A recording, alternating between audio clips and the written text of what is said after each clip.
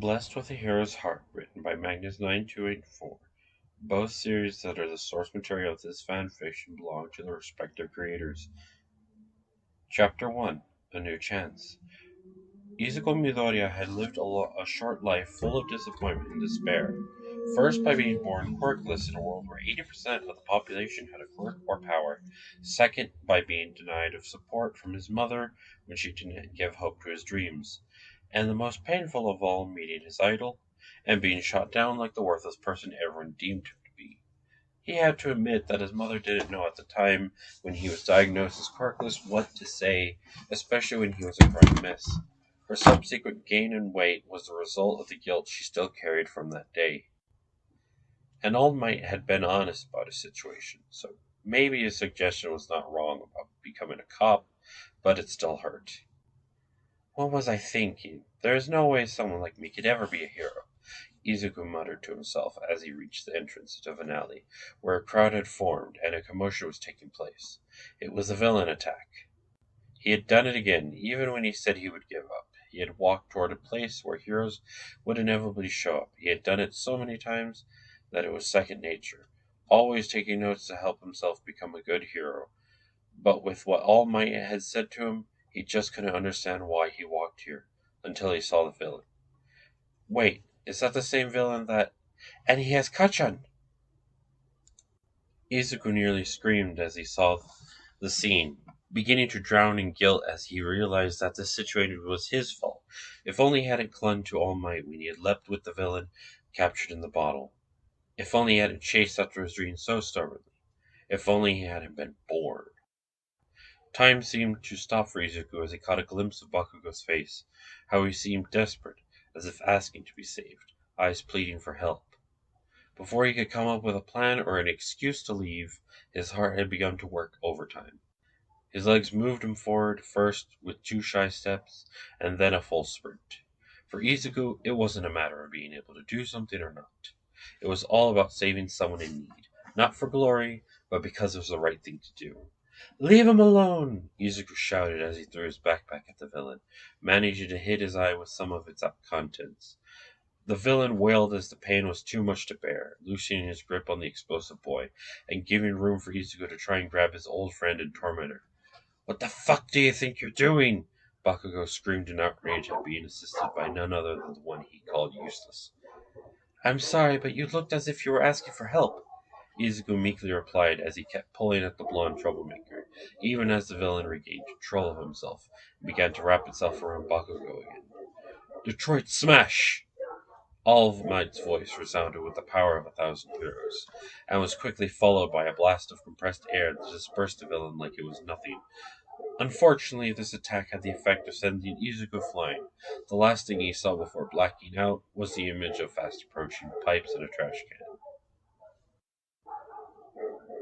Izuku blinked a few times, wondering how he had ended up in this dark room. He was still wearing his school uniform, although now he had his backpack, and no trace of the nauseating sludge was on his body.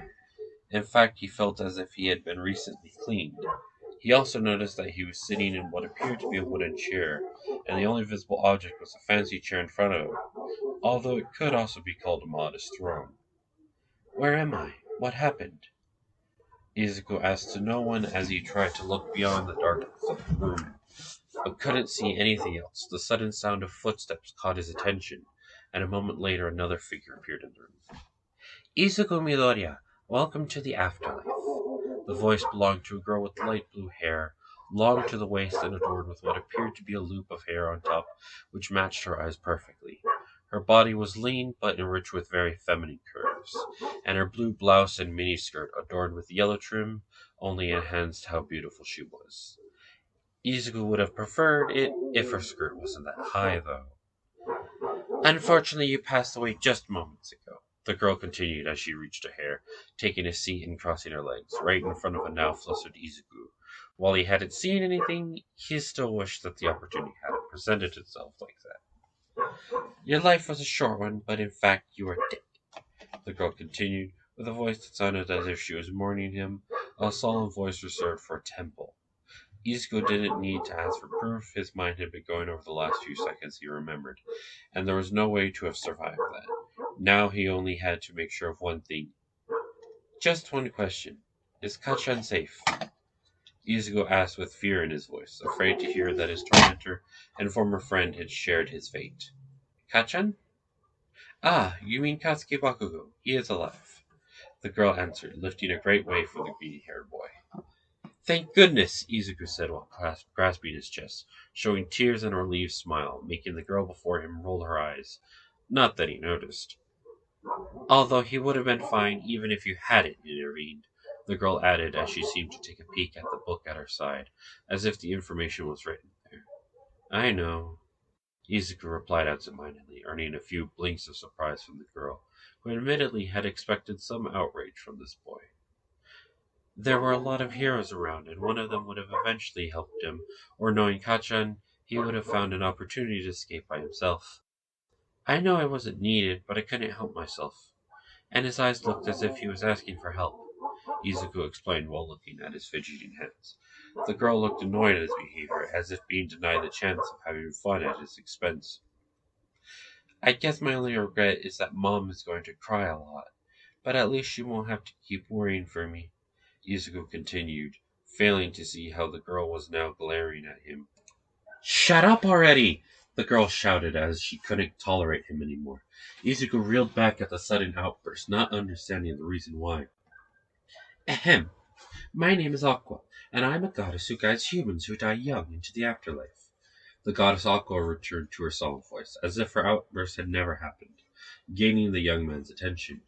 You are presented with two choices, Izuku Midoriya. You can start from square one with a new life, or you can go to heaven and carry on like an old man. Aqua explained to the attentive Izuku, who quickly began to weigh his options. I see. Going to heaven and rest surely sounds nice, and being reborn gave me the chance to become a hero again. Maybe this time I'll have a quirk, and as Izuku began to mutter, Aqua began to panic. She knew that a soul like this would immediately become an angel if he chose heaven, and being reborn wouldn't gain her anything. She quickly decided to take actions to have things go her way. To tell you the truth, heaven is not the dreamy place you mortals believe it to be. Aqua quickly took a gossipy tone, breaking the muttering of the boy. Is it not? Izuku innocently asked, wondering what kind of place it would be. Maybe heaven needed heroes too? It is very boring, with no entertainment whatsoever, and you wouldn't have a physical body, meaning that you'll never have sexual action. Aqua explained, trying to push the buttons of the boy. Had Izuku been a shut-in, she would have mentioned video games and manga, but she knew better than to try that. What? Why would I want to have... Izuku was flustered at the idea, but not enough to deter his suspicions. The idea of being a victim of a prank after his pitiful attempt at saving Bakugo began to enter his mind. I also have to warn you, there's no guarantee of you being reborn with a useful quirk. Most of the time, souls like you just get a minimal upgrade when you're born. In your case, it might be a lesser quirk like changing the color of your hair or breathing underwater at best. Aqua's words struck deep and hard at poor Izuku, leaving him with only poor choices. Although the idea of not being quirkless was still worth considering. Now, there is a third option that not many have, but before telling you what it is, I need to ask, do you still want to be a hero? Aqua asked now, and for the first time she saw a pure heart shining with blind determination. Aqua asked now, and for the first time she saw a pure heart shining with blinding determination. Yes, Izuku answered without falter, showing fierce eyes that could not match the strength of his will. Aqua smirked just slightly, knowing that the bait had been taken, and maybe this time she had the proper soul. There is another world, where quirks do not exist and magic is as common as a sword, a place that had enjoyed relative peace for many generations. However, Devil King has appeared, endangering the lives of innocents and destroying the hard-earned peace. Those who were strong enough to oppose him have decided not to be reborn there after dying in his hands or the hands of his minions. Thus, the number of souls that could stand against him is in decline, leaving this world as easy prey for the Devil King. Aqua explained, enthralling Izuku, who had already seemed interested at the possibility of helping people. In order to save this world, the goddess of both worlds have decided to invite worthy souls to be reincarnated into this world, allowing to them to retain both their bodies and memories. Aqua continued her speech, although this time Izuku had concerns. But what can I do? I'm quirkless. Izuku stated the obvious, thinking that choosing someone with a strong quirk would be the best idea. Then he remembered what she said earlier about quirks getting better after being reborn, meaning that strong quirk users would rather remain as a new generation of heroes. True, and that is why I'll give you a boon of your choosing. It can be anything, from an artifact of tremendous power to a talent of unlimited potential. Think about it. You'll finally be able to become the hero you always dreamed about, and the people of this world will get the hero they need. Doesn't this sound like the best deal? Aqua continued her sales pitch, not failing to notice the hope in the eyes of the potential hero. What about the language barrier? I know a little bit of English, but I don't think that would help me in this new world. Yuzuko was quick to ask, hoping to not have to choose a multi-language quirk as his boon. Although the idea of having a quick learning quirk was enticing, especially with the idea of grasping magic. Don't worry. With our divine and kind aid, we'll fill your brain with all the knowledge you need to enter this new world. Aqua cheerfully answered while showing him a pamphlet that detailed the parts about the knowledge in the boon. But when he was about to read a warning label, the goddess took it away from him, covering said label with her hand in the process. I was reading that. Izuku gave a mild complaint, unable to raise his voice against the woman. Now you only need to choose your boon and you'll be ready to go. Choose now and become the hero you always dreamed to be, Aqua cheerfully said as she threw up a bunch of sheets of paper, all of them containing detailed descriptions of an artifact or special talent, akin to a powerful quirk. What are you doing? Izuku nearly screamed as he quickly began to gather the scattered papers. How was he expected to make such a crucial choice when facing such disorder? Aqua returned to her chair and sat with the idea that this wouldn't take long. She had done this enough times to know that those born quirkless had a tendency to select the first thing they saw as remotely powerful, be it an artifact or otherwise. As a result, she didn't pay attention to the fact that the boy had gathered all the pages she had thrown, as this couldn't prolong his choice by much. And then she saw him carefully reading each page. After 15 minutes of waiting, a mace that only the owner can lift. It is made with the heart of a savage storm and enables, Izuku muttered as he read one of the descriptions, listing pros and cons at a cracking pace. Could you please choose quickly? All of that is pretty much the same. Aqua tried to speed things up, not liking being away from her fancy suite in heaven. I'm sorry, but I need to think this over carefully. It is a life-changing choice, after all. Why is this named Crown of Intelligence when it only reduces mana cost for magic? Izuku excused himself and continued his muttering. In response, Aqua decided to summon a large bowl with potato chips, because this seemed to be a long session in the making. 40 minutes of wait later. Turning your entire body into a steel-like material? Sounds like an amazing quirk. Izuku seemed excited about becoming a man of steel, to which Aqua sighed in relief, because she was about to finish all the chips, and the boy had kept muttering for far too long. There's no data about the magnetic properties of this material, or the fusion temperature, or Izuku's muttering returned full force, earning a groan from the goddess, who was at her limit. I have more people to attend to, you know. Aqua finally pushed an issue that the boy would have to heed. It was a lie, but she didn't want to spend more time in this place. I'm sorry, Aqua-sama. It wasn't my intention to stop you from doing your work. Izuku was quick to apologize, making that sorry face that was able to melt any anger away. Just choose already, Aqua weakly demanded, unable to stay angry against such a pure heart. Of course, I'll find a corner to study all this while you tend to the others. No need to keep all your precious attention on me. Izuku proposed while starting to stand up, obviously about to wander off to find a place where he could read and mutter while not bothering her. This decision made Aqua snap. Just pick one! Aqua finally screamed, unable to keep up with the nerd before her. I can't. There is too much to consider, and Izuku began to panic, not wanting to antagonize the goddess before him. However, he was unable to go against his instincts, for he felt that making a mistake was far too probable for his liking. Just ask for the most powerful thing in the bunch! Aqua continued to push the green-haired boy. Cinnamon roll or not, he was far too annoying for her. Wouldn't that be you? Izuku asked in worry, not wanting to say something so imprecise. Just do it! Aqua screamed once more, just wishing for the boy to disappear. I'll take the most powerful thing available, Izuku finally surrendered, unable to face the now angry goddess. As he said those words, the pages in his hands vanished, making the goddess give a sigh of relief. Now stay in the magic circle and don't move. Whatever you have chosen will either appear in your hands or become a part of you. Aqua spoke again in her solemn voice, but the moment she made the circle appear at Izuku's feet, another circle appeared at hers. Eh? What is happening? As Aqua asked the Lord, making the boy worry at her words. Is something wrong? Izuku asked, his voice full of concern.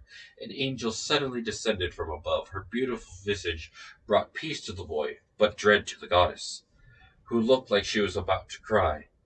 Aqua-sama, we are all moved by your selfless sacrifice. In venturing to volunteer to accompany this pure heart, you have made way for redemption and compensation. The beautiful angel spoke, greatly confusing Izuku.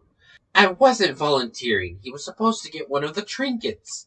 Aqua's words actually surprised Izuku, who didn't know what to believe anymore. Fear not, Aqua-sama. Once you defeat the Devil King, you return to us with a higher rank as a reward. As for this pure heart, any wish he has at the end of the journey will be granted without fault. The angel spoke again, gaining Izuku's attention. Does that mean I can return home with whatever skills and artifacts I gain? Izuku's hope consisted of returning to his mother and becoming a hero as he intended, a dream so pure that without noticing he was the most luminous being in the room. If that is your desire, so be it. Now go and bring peace and light to this troubled world. The angel confirmed, and the light began to grow in intensity. No, I don't want to go there, Aqua kept screaming and banging on the walls of the magic circle, obviously afraid of setting foot in the mortal world. Don't worry, Aqua-sama. With your power and a good plan, we can overcome anything, and I'll work really hard to return home and bring you back. Izuku's words were pure and courageous, but to Aqua they were empty, for no one had managed to come even close to accomplishing the task. Within seconds, the boy and the goddess were enveloped in light, and then transported to the other world, a world where they'd have to learn what it meant to be a hero, the power of friendship, and the meaning of being human.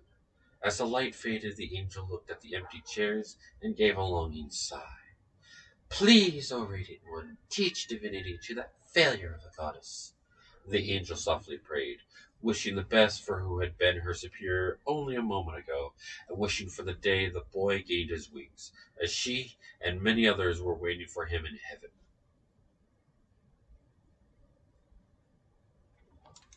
Okay, that was my first recording.